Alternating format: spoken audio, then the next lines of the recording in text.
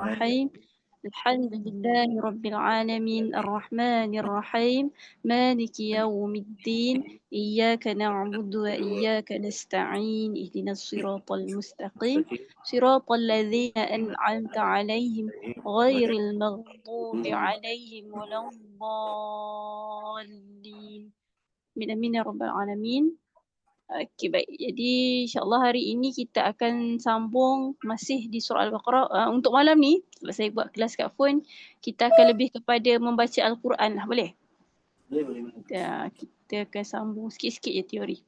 Okey, saya cuba kongsikan dahulu dekat... Sampai apa? 17 saya tengok minggu lepas pada ayat...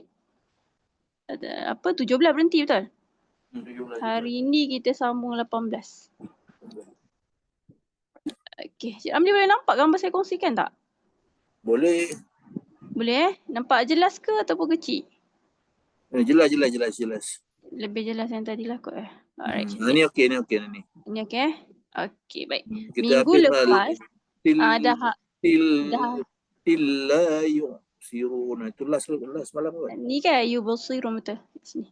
Okey, minggu lepas juga bersama Ustaz tadi ni ada sentuh sikit berkenaan makhraj huruf, berkenaan hal pedas dengan hal biasa, betul tak? Betul. Cik Ramli ingat lagi tak makhraj bagi kedua-dua huruf ini? Ingat juga sikit. Ingat juga. Okey, saya pergi hak pedas dulu. Buruk pula tulisan saya, boleh Okey, apa makhraj hak pedas ni? Ha pedas ni kita macam marah.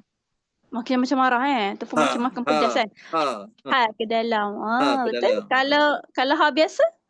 Ha biasa ketawa. Ha ketawa. Kena tekan ke ataupun biasa je? Biasa ketawa. Biasa je, cantik.